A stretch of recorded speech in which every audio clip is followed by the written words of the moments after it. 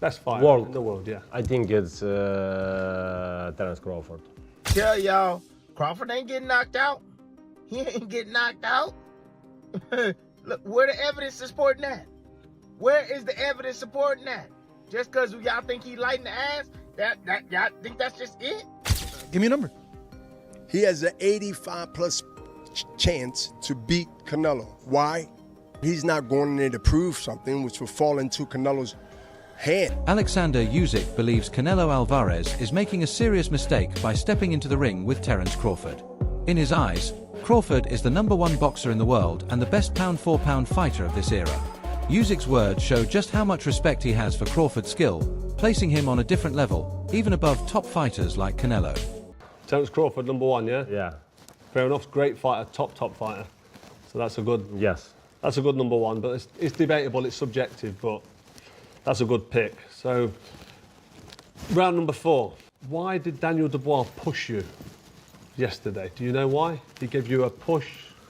I don't know, maybe Daniel afraid me, I don't know. Terence Crawford enters this fight with a confidence that borders on certainty.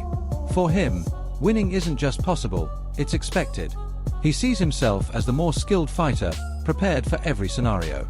This mindset reflects not only self-belief but also years of experience dominating opponents across multiple weight classes. That kind of confidence often creates psychological pressure on the rival. Listen, however they rate me, it doesn't matter. At the end of the day, we got to fight, and I'm going to win the fight. As simple as that. Can I ask you about if there's any rematch clause with this fight with Canelo? No, it's not. Is that something you push for? No, I didn't. And is any weight restrictions to the fight at all? No, it's not. A lot of fighters would like to put on a weight restriction to this type of fight. Why didn't you want to do that? Because I want him at his best. I don't want no excuses. I don't want no, reasons why, he didn't feel good or anything. I want him at his best. Crawford's coach has a warning for Canelo: never underestimate this fighter's ambition. Once Crawford sets a goal, there's no turning back. His career shows he consistently tackles challenges others deem impossible. Moving up to face Canelo is just another example. The coach emphasizes that Crawford's determination isn't just physical, it's mental, rooted in discipline, focus, and relentless work ethic. The one thing about Crawford is he got guts. Them bums ain't have no guts. Them bums didn't want to win. Crawford want to win. That's it. It ain't about no belt. It ain't about nothing. You didn't sign the contract. We want to win, and he want to be the best, and he is the best. So that's what's going to be the difference. Crawford got guts. He got a fighting spirit. So when you see Crawford, he going to go in there and get busy with Canelo. Don't you even doubt that. You understand? You ain't never seen Crawford stay on the back foot in no fight in his life. You understand? He the type of guy to go get you. So expect him to go get him. We going to do everything we can to him. We going to do whatever we got to do. But one thing you can expect is Crawford is going to step to him. Because you can't beat Canelo going on the back foot forever. You got to go get him. You got to do something. And he better know Crawford is coming. Jarrell Miller highlights Crawford's hunger. In boxing, hunger often outweighs experience or talent.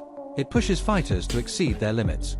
Miller sees Canelo as a champion who's already achieved fame and wealth, while Crawford is chasing a historic legacy. That difference in motivation could tip the fight in Crawford's favor, fueling harder training, sharper focus, and relentless preparation. Who do you think's going to win that? I'm pulling for Crawford in this one. I think people was underestimating his strength right now and his size. And I think he's a little more hungry than Canelo. So let's see though. But I like both guys, but I'm a little closer to Crawford, so I want to see Crawford can take it. And lastly, quick mention on IBA Pro. Interesting concept that people records on the line. So I know in boxing, people don't like risking their own and things. Do you feel like this is a step forwards? This could become a major player in boxing? I think it definitely can. I mean, any opportunity to make some money and build your repertoire and your arsenal. Legendary boxer Bernard Hopkins gives Crawford an 85% chance to win. Coming from someone who knows elite competition, that's a major endorsement. Hopkins values intelligence, strategy, and adaptability, all traits Crawford possesses. By giving such high odds, Hopkins recognizes Crawford's ability to neutralize Canelo's strengths. Upsets often happen when skill, preparation, and belief come together, and Hopkins sees that in Crawford. Does he win? Can he beat him? Can he beat Canelo? Is his skill so much that he's able to bridge the weight classes? He has a legitimate chance over 60% for as my. If you say Bernard, give me a number. Give me a number. He has an 85+ chance to beat Canelo. Why? He's not going in there to prove something, which will fall into Canelo's hand. He would love for him to prove something. That means you will stay there and try to prove something. But to go in there and to let him know, establish that from the first round, that I belong without showing that I am tough. I earned my position to be here. And I want to show you, even though you're being stubborn, that your time not only have came, but it's gone. He ain't going to surrender and say, I slowed up, so I'm going to act like it. No, he has to be shown. And it has to be early. Tim Bradley reminds fans that Canelo has struggled even against less accomplished fighters. He points to William Skull, who managed to frustrate Canelo over a full 12-round fight. If Skull could do that, then Crawford failing seems unlikely, especially as the current best pound-for-pound fighter. Skills matter more than reputation, Bradley argues. If Skull, right, can hold Canelo to 152 punches thrown in an entire 12-round fight, 152 punches, you don't think Crawford can? You don't think Crawford can? You don't think Crawford can go the distance with Canelo Alvarez? If William Skull can go 12 rounds with him and keep him at an all-time low, 152 punches around? Oh, my goodness. If Charlo, 154-pounder, can go up to 168 pounds. Respect Charlo's skills, but he ain't got Crawford's skills. If he can go 12 rounds with Canelo Alvarez, you don't think Crawford can go 12 rounds with him? You don't think Crawford can go 12 rounds with him? The most skillful fighter on planet Earth? Oh, damn, let me go even further. If Jaime Munguia, you could throw a penny in the ring, it's going to hit him. You could throw a dime in the ring, it's going to hit him. You could throw a feather in the damn ring, it's going to hit him. It's going to hit him. If he can go 12 rounds with Canelo Alvarez, you don't think Crawford can go 12 rounds with Canelo Alvarez? Damn, I got another one. I got another one. If Berlanga,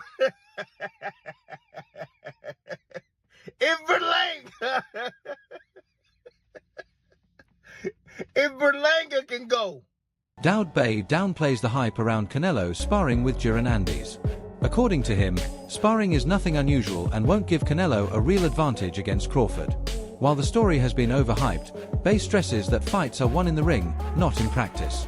Crawford's skill set is unique. It can't be replicated by any sparring partner. Boots going off to spar Canelo ahead of Terence Crawford's bout. For me personally, all right, well, I live in Philly, right? So interacting with Mr. Boozy and them sometimes, you know little stuff. So Boots, whole family, they been had a relationship with Canelo. Like, this not new. Pooh was up there camping with him, Farrar was up there boxing him or whatever. And then Canelo, period, he boxed Philly guys. When he was about to fight Floyd, he was boxing Brother Nazim nephew and all of them. So this ain't nothing really new that Canelo doing right now or that Boots is doing right now. I think that it's just being made to be a big deal because, like, on the internet, the fans, as much stuff as they like to talk about Boots sometimes, they understand from looking at his skill set and stuff like that, that he would be someone who can help Canelo. Like, you know what I mean, in a situation like this, if you're the kind of person that look at sparring and consider it to be a help, which it can be, especially, you know, Boots being a switcher, being a boxer, puncher, the athleticism he has, the footwork he has. If you wanted to get ready for Terence Crawford, that would be a great guy to box with. So I think that's a good thing for Canelo. I think it's an even better thing for Boots. Well, even better thing for Canelo because he's the one that got to fight right now. Well, Boots got to fight October 11th. He does. Moving up, so he's getting, so this, you know what I mean, this up the level of Boots camp and he get paid for it. I'm glad he got an opportunity like that. Get to see himself in there with a guy like that. Anyway, that can help him psychologically a lot. So Crawford explains his confidence. Knockouts aren't just about power, they're about punches opponents don't see coming. Unlike fighters who rely solely on strength, Crawford focuses on timing, accuracy, and deception. By wearing opponents down and exploiting mistakes, he creates openings for decisive blows, turning skill and strategy into knockout opportunities. It don't take a big punch to knock somebody out. It's the ones that you don't see that hurt you. All my fights that I loaded up and I try to catch somebody, you know what I mean, with a big shot, I typically miss, or they see it at the last minute and they brace for it. You know, the ones that just flow is the ones that get you. Marcus Brown gives insight into Crawford's training. He regularly spars with fighters much bigger than him, including heavyweights.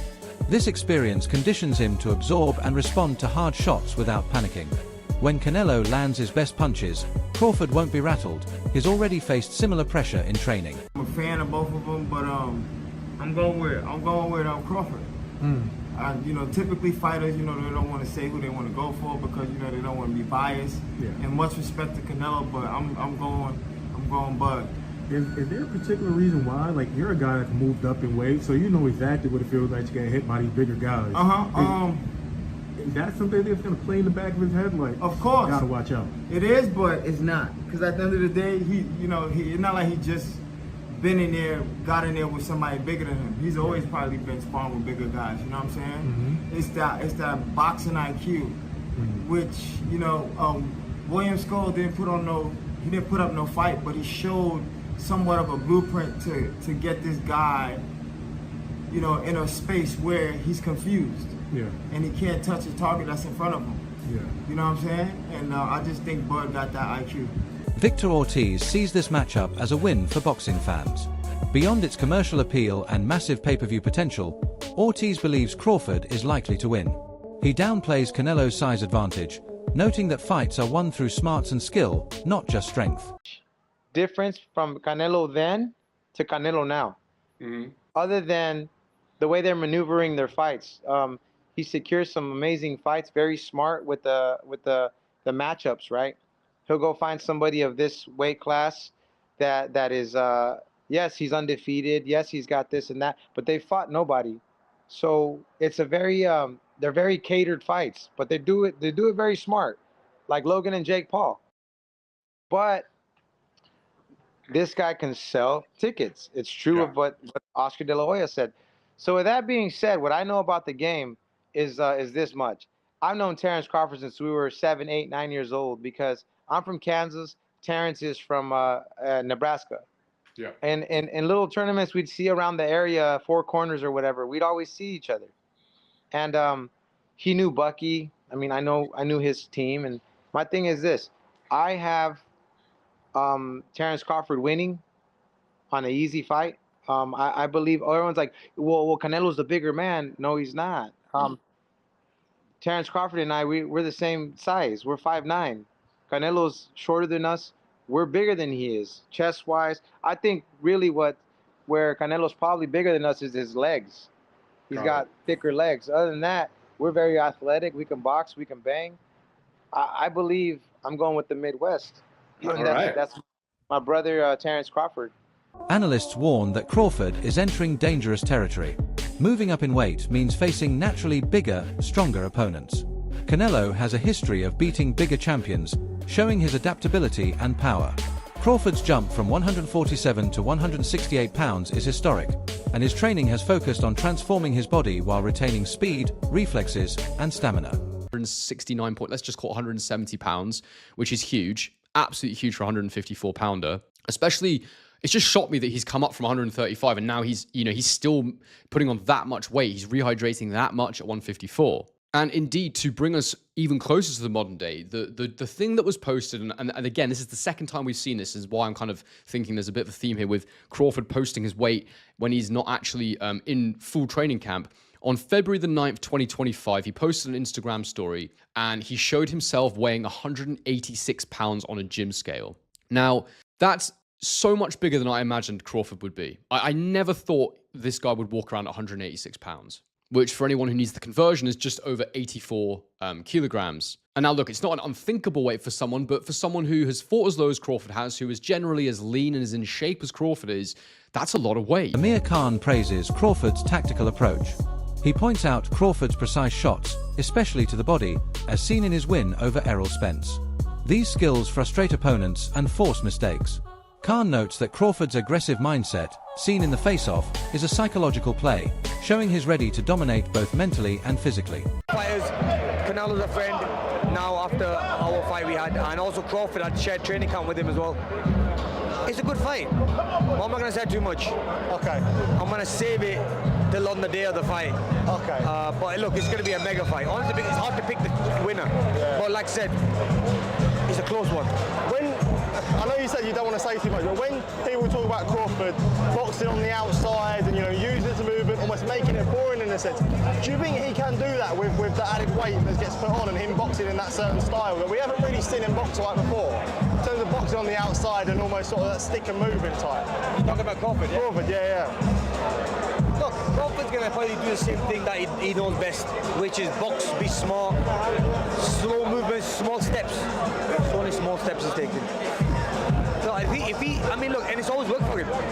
Every fight he's been in, we thought that the fight with Spence was going to be hard, and he made it look so easy. Now, we've never really seen him in a hard fight where we've seen him in trouble, so maybe this could be the fight that puts him in that trouble to see what he's going to be like when he's under pressure. Yeah. You know what I mean? We've never seen either fighter under pressure, like a lot of pressure. Mm-hmm. I mean, you can't say... Maybe Golovkin for Canelo, I guess you could say. Exactly, yeah, Golovkin, yeah.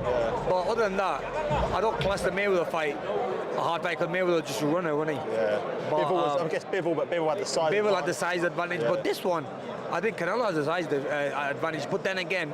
Andy Lee sums up the significance of the fight. He rejects the idea that Crawford is too small, highlighting his physical transformation.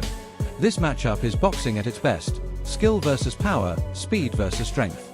Canelo's size isn't a guarantee, as Crawford's agility, creativity, and tactical flexibility could equalize the fight. This bout could redefine legacies and thrill fans worldwide.